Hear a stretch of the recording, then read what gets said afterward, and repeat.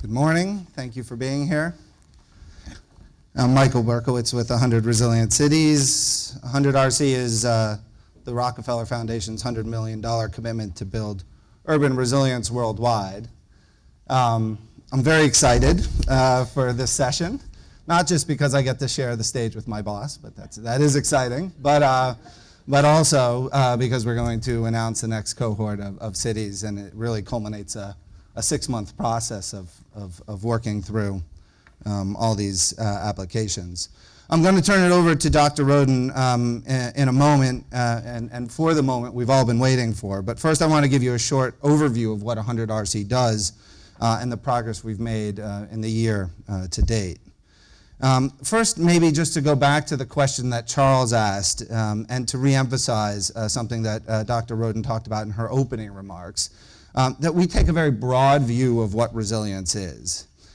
It's a city's, an urban resilience here is really a city's ability not just to bounce back and survive, but in fact to grow and thrive in the face of both chronic stresses and acute shocks. So both pervasive events like food, water, and energy shortages, things we call stresses, and acute shocks like disasters, flooding, earthquake, hazardous materials accidents, and so on. And we take a very broad, holistic view to Charles's question about what it's not. You know, it's hard to, in some ways, it's so broad and so holistic that we about what cities need to do to be truly resilient. It's not just emergency response and public health, although given my background in emergency services, I can tell you that's important. But it's things like broad and diverse economies.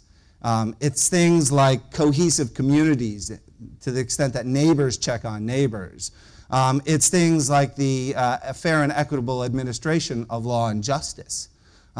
It's good stewardship of infrastructure, both the built environment, and we have Mike Gilguli from Christchurch, a city that was impacted by seismic events, but also the natural environment. And Donald mentioned the mangroves, but where we also see instances where cities are deforest the hillsides. Above the cities, the rains come, the mudslides impact the cities, and so good stewardship of the environment is absolutely essential to resilience. And finally, it's about the integrated and synced up and joined up leadership with powerful and informed stakeholders. And so all of those things are things that make cities resilient. We take that very broad view. We see two main challenges for cities resilience building, and there are certainly others, but we're trying to solve for two in particular. And one is that cities are, and when I say cities here, I'm not talking about municipal governments, I'm talking about the entire ecosystems that are cities. Cities are incredibly complex ecosystems with a number of different stakeholders in civil society, in the private sector, across the different levels of government. And this makes getting aligned on what the next steps are, what the key priorities are, what initiatives are challenging. The second challenge is that solutions don't often don't scale quite efficiently enough, that cities too often reinvent the wheel one way or another. They don't access the funding that's out there efficiently. They don't use new tools because either they're not aware of them or they don't think they're applicable in their cities. And they don't share best practice effectively enough. And that comes at a cost. And so what we're doing is selecting 100 cities over the next over 3 years starting in 2013 and really offering 4 interventions to address those two challenges. The first is funding to hire a chief resilience officer, a senior person in municipal government with the breadth and scope to look across the sectors and the silos and really coordinate and advocate on behalf of the resilience issues. The second is to provide technical assistance and funding to create a resilience strategy. Think about this as a sort of 6 to 9 month process where cities look at what their risks and hazards are, what they do well and they don't, what their existing priorities are, to come up with what are some key goals and priorities and initiatives to support those priorities to build resilience. The third is an access to a platform of services and resources that cities can tap into. These are funding opportunities, best practice, technical assistance, and so on, a real curated list, and we'll talk a little bit, Judy mentioned it earlier, and we'll talk a little bit more about it. Things that cities can more effectively tap into to scale solutioning. And finally, membership into a peer-to-peer network for the CROs so they can share best practice. And if you think about it, these first two interventions, funding to hire a chief resilience officer and technical assistance to create a strategy, try to solve for the complexity. You get a senior single point of contact, you get a rigorous planning project that lays out what the initiatives and priorities are, and that should help inform and catalyze the market generally to support cities to enhance their resilience. The second two, this access to a curated platform and access to a peer-to-peer network, try to help cities better leverage things that are working and avoid things that aren't. So what I'd like to do now is just quickly give you an update on the progress we've made across these four core offerings. It was exactly a year ago to date that we named our first 32 cities. And we've made some really interesting progress. I think we know that the challenge of building urban resilience is not going to be an easy or a quick one. It's going to be a multi-year, perhaps even a multi-generational struggle to really change the characteristics that make cities resilient or not. But we've been really heartened and inspired by some of the progress that has been made over this first year of 100 resilient cities. We've announced 19 CROs, and we have another 6 identified, and they've been already hard at work. Some of them are in fact here today, hard at work at advancing the resilience agenda. This strategy process I mentioned has been launched in 11 cities, and many more are set for the first quarter. We have 27 partners on the platform, and Dr. Roden's actually going to announce an additional cohort, and these partners have committed in excess of $100 million in additional funding to help support and services to help support cities. So really helping to leverage our dollars. These partners include Palantir, as Dr. Roden talked about in her opening remarks, Swiss Re, which actually, to Donald's point, is advising cities on parametric insurance and similar issues. Veolia, the big infrastructure company, government agencies like the US EPA and Sandia National Labs, and NGOs, nonprofit NGOs like the Nature Conservancy and others. And finally, with respect to the network, I think it's fair to say that when we thought about the network and we thought about the diversity of these cities, we weren't sure that they would have enough to share. And because you have big cities like Rio and Mexico City and New York, and you have small cities like Byblos, Lebanon, and Vejle, Denmark, and Ramallah, Palestine. And what we found, and you have capacity ranges and different kinds of hazards that they're threatened with. But what we've really found is that there are amazing synergies and connections and lessons that can be learned across this diverse range of cities. And we just had our first CRO summit in New Orleans the first week in November with 25 CROs, and the learning already, the sharing across this network has been incredibly powerful and inspiring.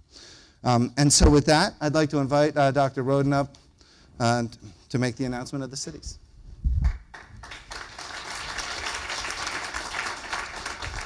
Thanks, Michael. It has been great progress, and I'd like to especially call out the 100 Resilient Cities team, because what you've been doing has been globe-trotting as these cities have unfolded in a way that is unimaginable. And call out the mayors who are here and the CROs and the platform partners, because many of you are in this journey with us right from the start. And it's been a remarkable one, it really has. So I want to congratulate all of you. As Michael said, it's also a pleasure not only to announce the new cities, but to announce the newest group of platform partners. And we continue to add platform partners over the course of the year, although we do our city announcement only once a year. So we'd like to welcome at this meeting our newest platform partners include Microsoft, whose global and security strategy and diplomacy team will provide cities with a set of cybersecurity indicators and work with cities to create a custom action plan to strengthen and secure their information systems and their infrastructure, critical, obviously, to building resilience against the rise of cyber attacks in our cities and all the institutions in the cities.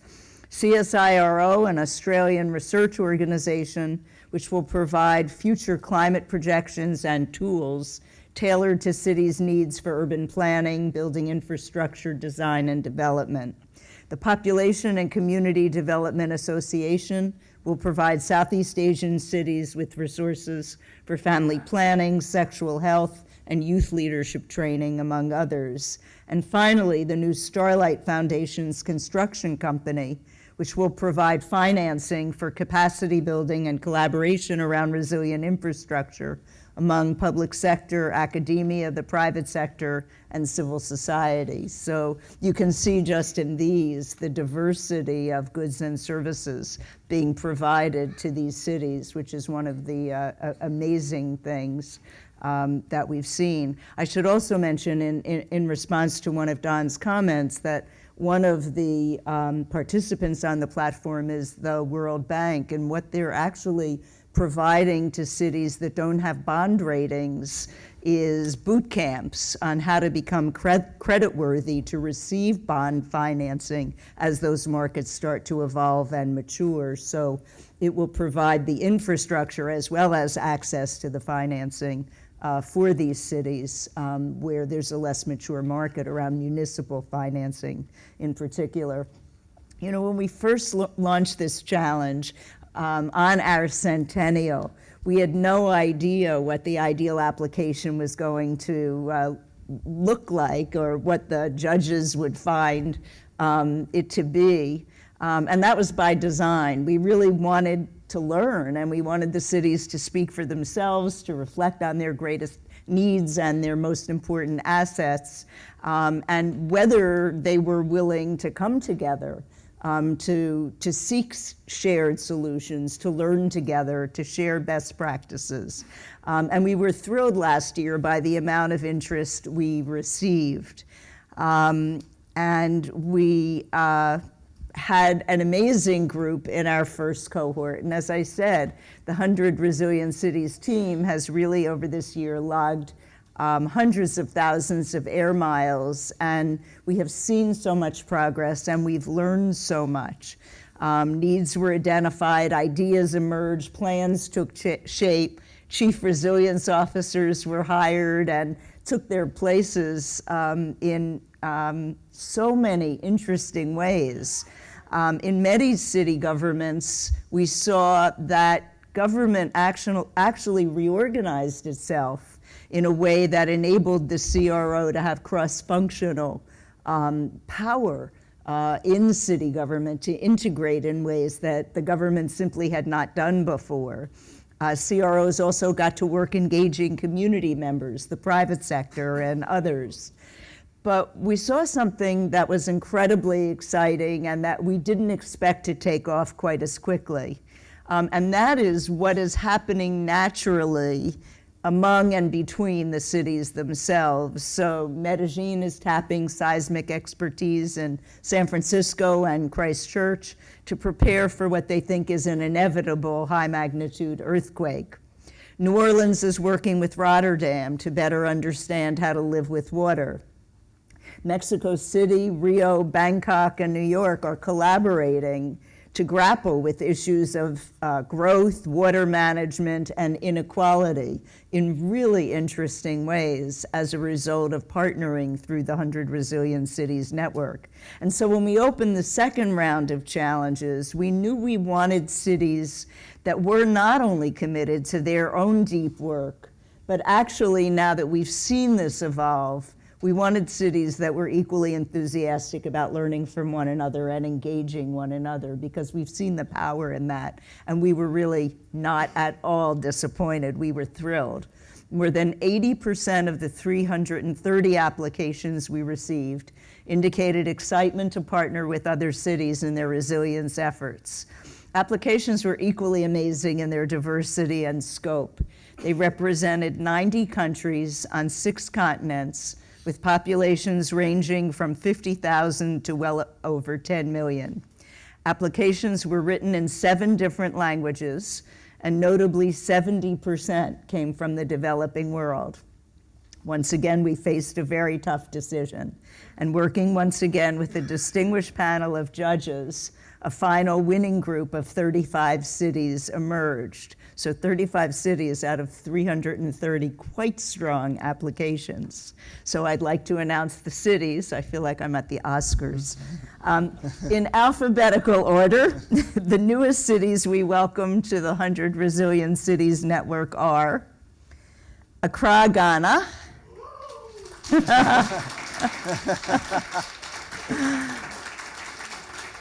Amman, Jordan,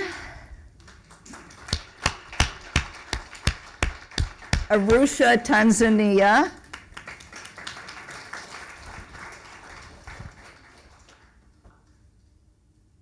I want to make sure I'm not going too fast, Athens, Greece,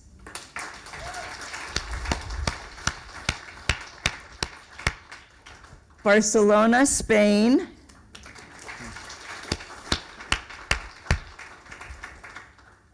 Belgrade, Serbia, Bengaluru, India, Boston, United States,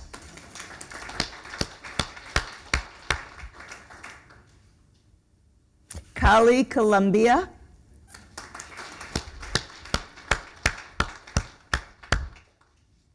Chennai, India,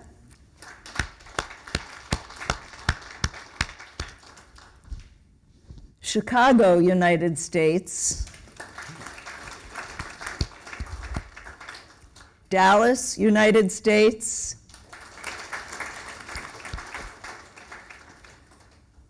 Dayang, China,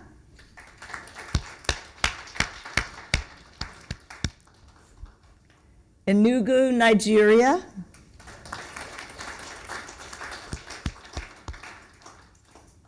Huangqi, China,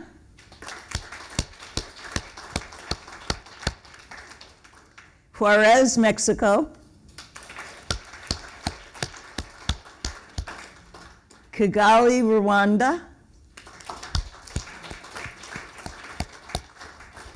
Lisbon, Portugal,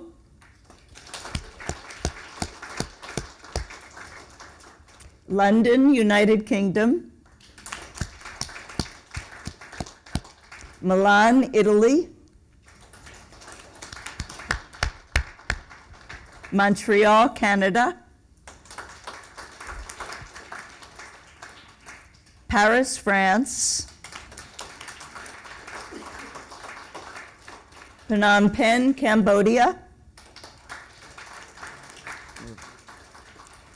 Pittsburgh, United States,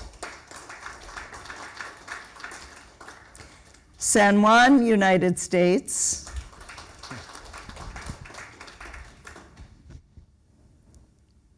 We're a couple behind you. oh, I'll wait for San Juan. The graphics are so great. Santa Fe, Argentina,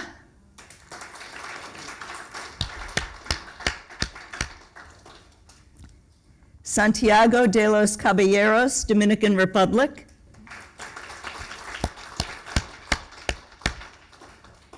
Santiago, Chile,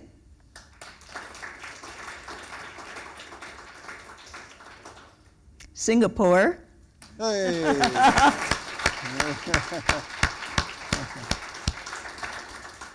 St. Louis, United States,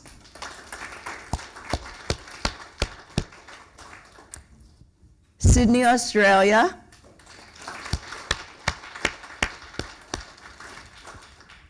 Thessaloniki, Greece. Toyama, Japan. Hey. Tulsa, United States.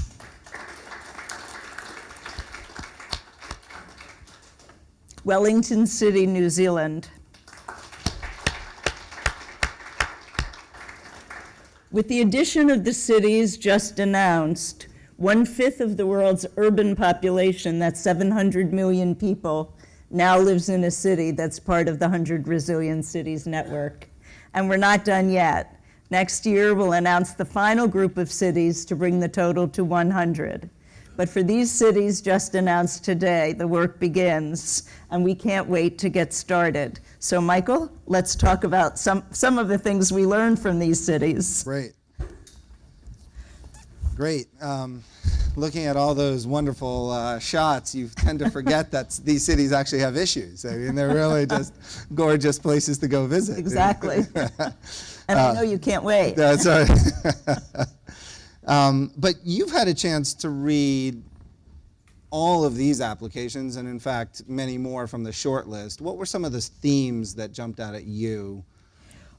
One thing that was striking, and I'm sure everyone in the group saw this, we saw in this set of applications a large group of what we would consider urban pioneers. Barcelona is seen as an urban pioneer. Singapore, obviously, London. Yeah. And so it demonstrated, I think, very clearly, and their applications were incredibly interesting, that even those that we think are more evolved and further along on this journey recognize that there's still so much more work to be done, and that solutions that they developed, because they were really leaders, in an earlier period of time, maybe solutions that are challenged now and need refreshing and rethinking given a new set of 21st century realities. So I think that was very compelling.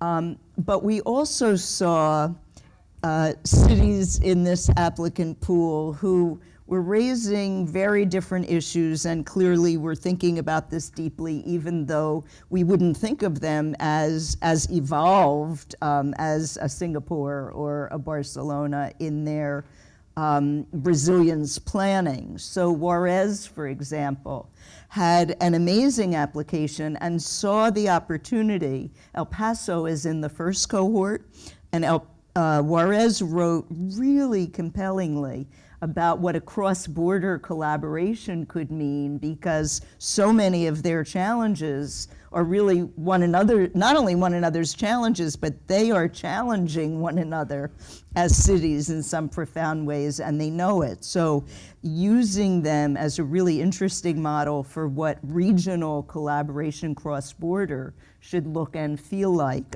we think is incredibly interesting.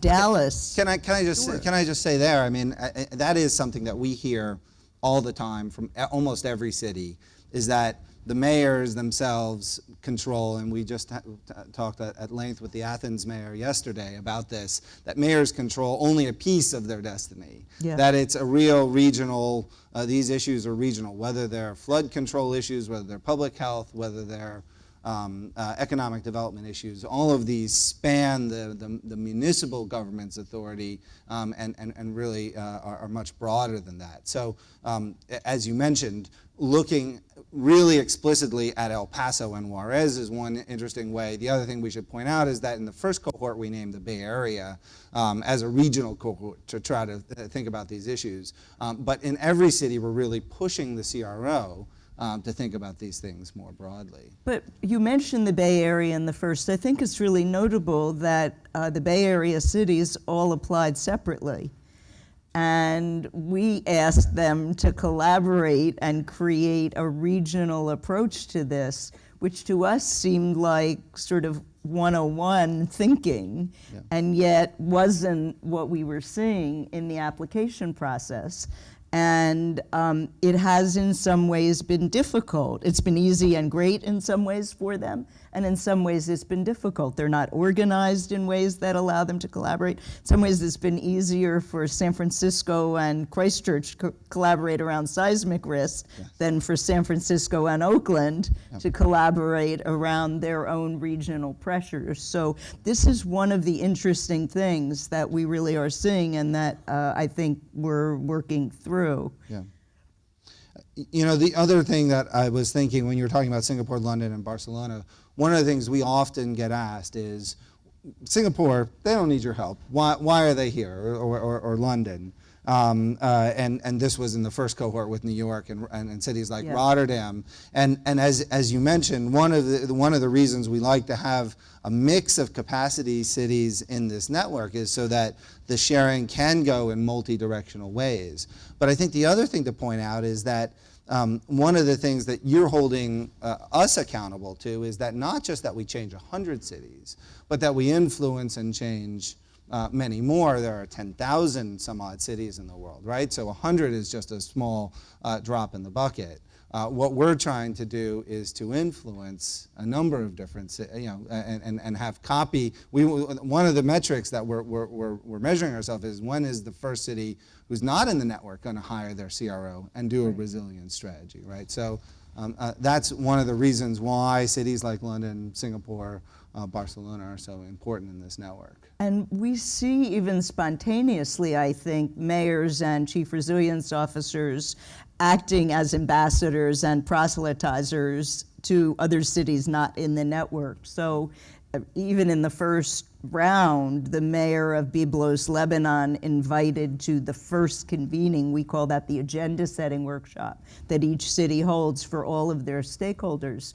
As this process gets started, he invited 3 other mayors. He invited all of the generals in the national government, which sort of startled us, but he wanted them to start thinking about how resilience should be expressed in terms of national security and use that framing. And there are a lot of countries now thinking about their own national security in different ways through this resilience lens. So we're seeing all kinds of sort of epiphenomenon popping up that aren't related specifically to those cities. Michael, one other thing we saw in this round was cities really articulating some very immediate and extraordinary stresses and pressures, and we didn't shy away from selecting those cities. So we chose St. Louis, which was extremely articulate in its application about the racial issues it's confronting as a result of the Ferguson decision and the need to really understand social and civil issues if they're going to make any progress as a city. Yeah, I think that underscores Donald's point from the first panel. Is it me? Is it now? So we looked for cities that really understood the me and the now piece of this. And so, and that was a big lesson from, I think, the first cohort, is that cities that have had either recent crisis or are in the midst of under the strain of a significant stress are much more likely to change. And you talked about St. Louis. Athens is another that is facing a number of different social and economic and climate threats. Really is incredibly articulate about the intersection between those. And so that felt like a really good space to be in. And maybe you could mention Amman. I was impressed by how they were confronting yet a different set of issues that were immediate. Yeah, I mean, I was just last month in Amman, and it's one of the few really stable havens in a region that is racked by conflict, and the mayor sits me down and says to me, "What do you know about Amman?" And I say, "Well, I know Amman is growing because of this thing." He stops me. He says, "No, we're not growing. We're expanding, and there's a real difference." And that really struck us as one of the, it's a city that was only a few million people. It's over the last 10 years almost doubled in size. It's a real and the strains that put on the infrastructure, on the community cohesion, on a number of aspects there are really interesting. I think several of the cities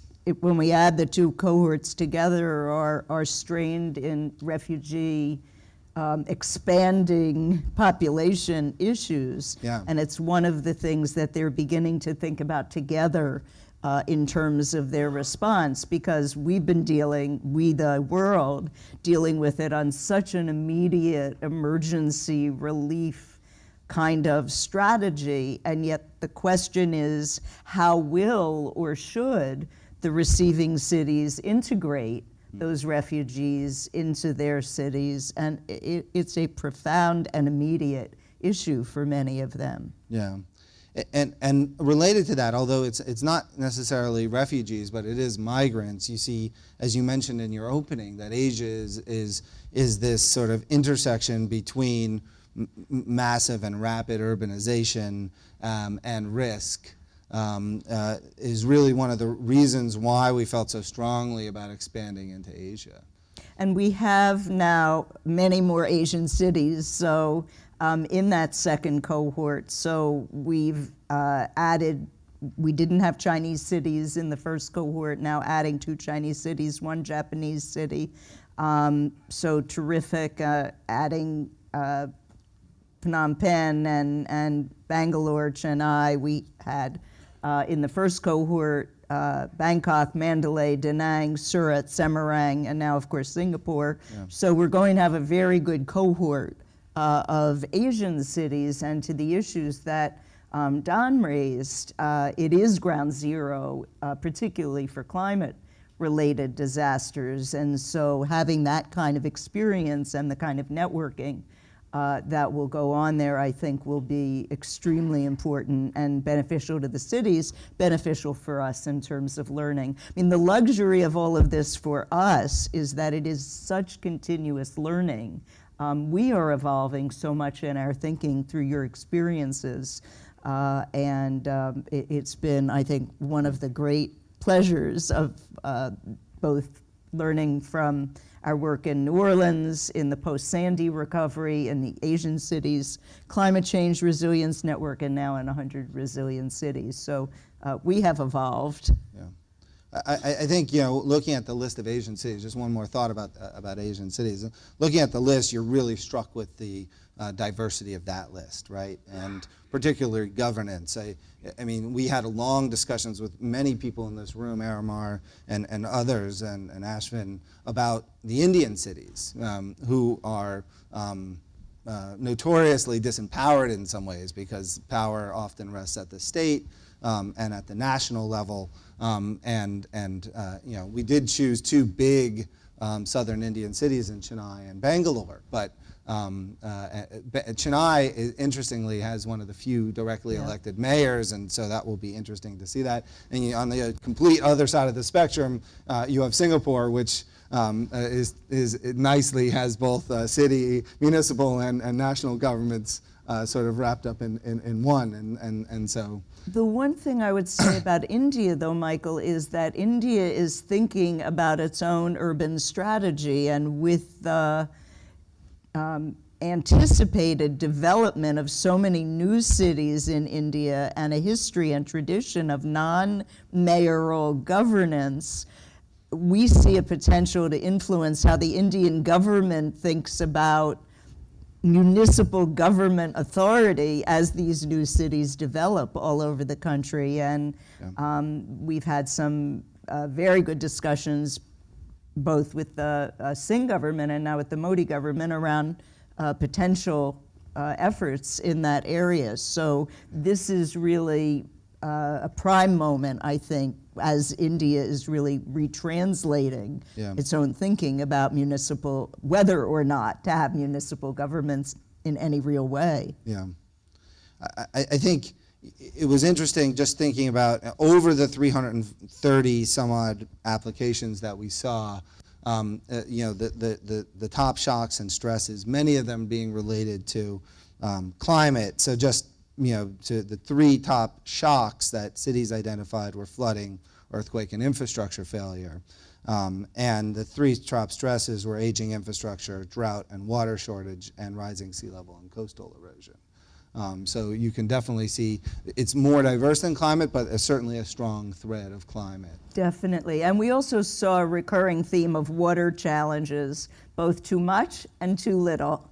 And some cities that had both, Yes. too much and too little. Amman talked about both ends of that spectrum. Bangalore talked about facing severe water shortage, a city once known for having 1,400 lakes. Most of its potable water is now from far away, so a problem, and yet they flood during rainy seasons. So again, we saw this repeated theme. We often think about one city having too much and another too little, but cities are really experiencing both kinds of vulnerabilities. And yet we saw some leading edge, there's a American expression called canary in the coal mine, sort of what is a leading edge stressor that some of these applications we're talking about. So again, the very articulate and honest application from St. Louis about race and social unrest. London talked a lot about cybercrime and cybersecurity, and so and a great involvement in the application of their municipal police authority.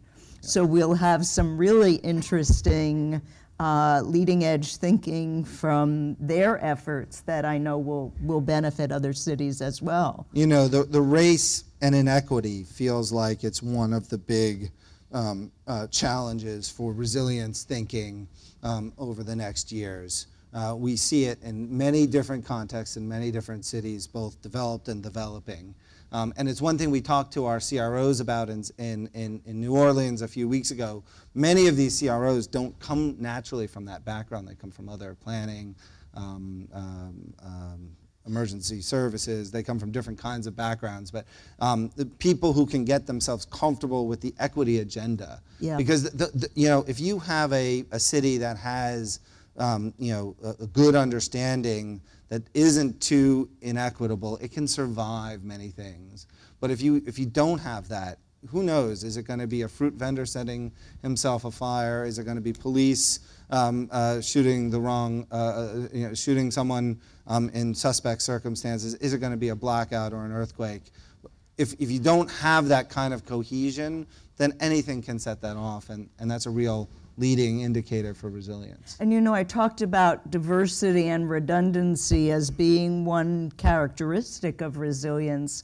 I meant more than redundant stuff. Diversity is also about different types of people and different points of view, and how that gets woven together into the fabric of a city to strengthen it rather than drive it apart, I think is a critical part of the work that the cities will be doing, and a lot of the cities clearly are thinking about that.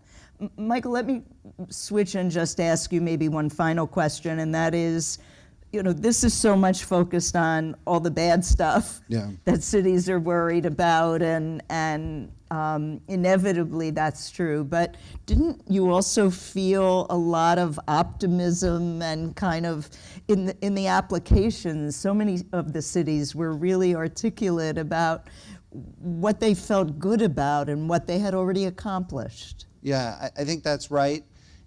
You know, so an application, you know, even from a city like Kigali that had such an in-depth and nuanced understanding of resilience and the interdependencies around food supply, flooding, infrastructure robustness, social recovery, you know, all of those issues being woven together, I think felt really good, and also our articulation of things that we don't usually think about. And I thought it was interesting that Donald raised aging. We saw aging from a couple of applications. Singapore talks about it often, and Toyama, Japan, obviously identified it as a key stress for them going forwards. And so thinking about both economic development and aging as key resilience drivers.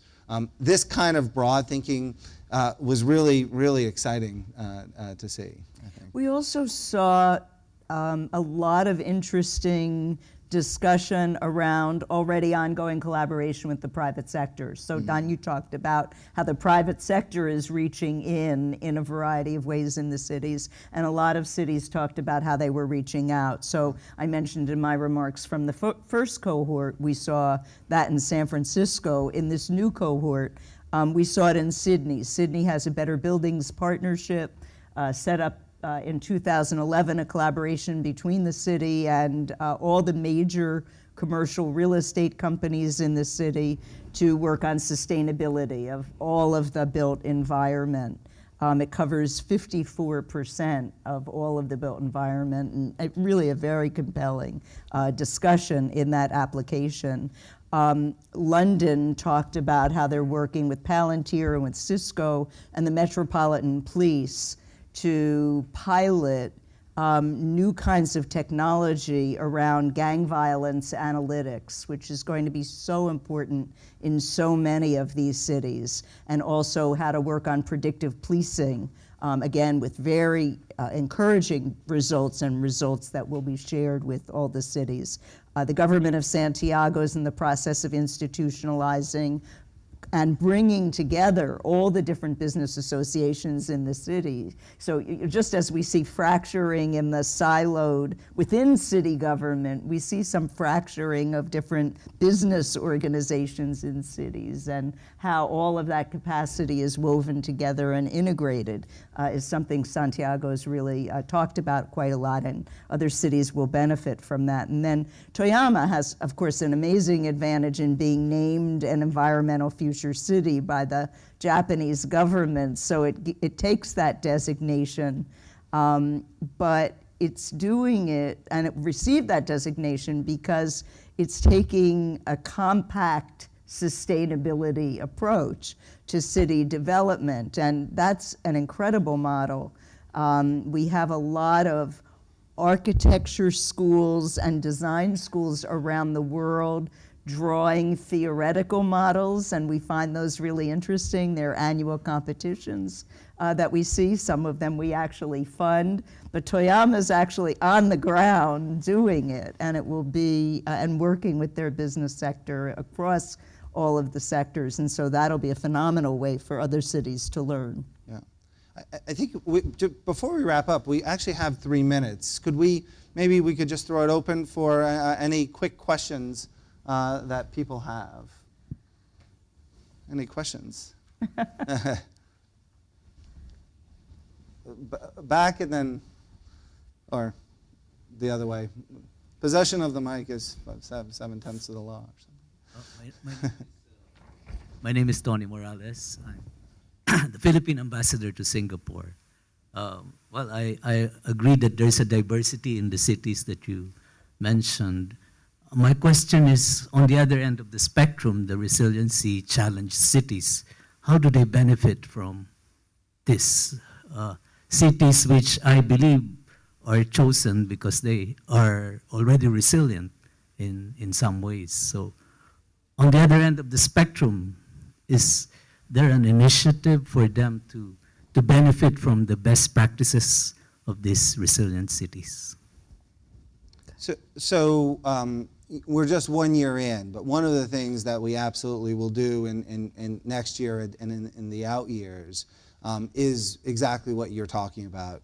Figure ways to better share what is working and what isn't, and connect to larger networks. So I think that's one thing. Another, and Judy, I don't know if you want to talk about ACCCRN and the expansion, but we've just now expanded the Asian Cities Climate Change Resilience Network to include another 40 cities and 10 from the Philippines. And we've been talking very closely with ACCCRN to make sure that as they stand up and their information sharing and knowledge management network, that we're able to plug in and do that. Because you're absolutely right that 67 is a lot of cities for a small organization, but for a global footprint of cities, it still doesn't cover everything. We have the benefit also of having phenomenal partners that we've developed through ACCCRN's work, who are in many places around the world, Mercy Corps, ICLEI, ARUP, and others. And so that expanded network is part of the family, if you will, both for 100 Resilient Cities, but also for continuing to develop kind of concentric overlapping circles of influence around these issues. We are deeply in touch with the C40, and some of the cities in our network are C40 cities.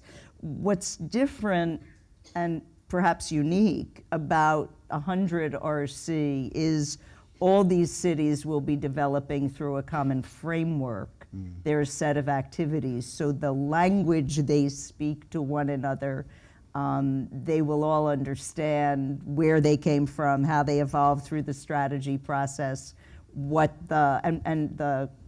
going onto the platform is unique for these cities. That is, the access to these now 30-some and more, we're still analyzing other offers of companies and entities for the platform, is a way for these cities to really develop some shared practices and some shared understanding that then can evolve more widely beyond those cities. Yeah. We're sorry, we only have time for one more. I've already blown through whatever extra time we had. Chetin Karakush, BP. I have a question about the city governance structure. So on one hand, you try to empower the local authorities, municipal governments, so that they can, act in an agile fashion, get things done. But on the other hand, especially in the developing world, you want kind of increased transparency to prevent, corruption. Yeah. So do you have any kind of best practices, from your experience, so that that could be followed to strike the right balance between the centralization and decentralization? Yeah, I think, so a couple of things just very quickly. One is, you're absolutely right. One of the key tensions in this program is that on the one hand, we see resilience building as broad, decentralized across a number of different sectors. The attendance in this room is testament to that, that we know that it's not just government, not just municipal government, but in fact civil society and the private sector as well. And to the extent that we can integrate and leverage each other's resources is absolutely key. On the other hand, one of our name brand interventions is at the municipal government. We had to start somewhere, and we hired the Chief Resilience Officer.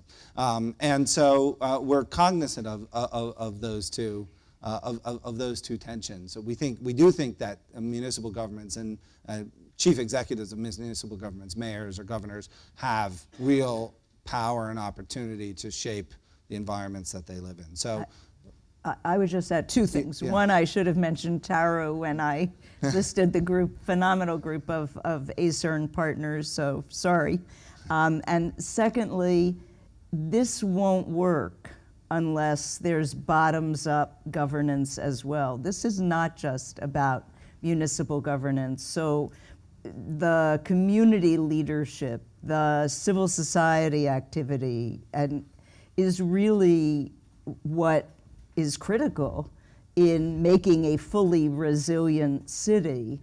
And we rejected applications that made it clear that they weren't willing or eager for that kind of partnership, or able to have that kind of partnership. So again, there was a lot in these applications that gave us pause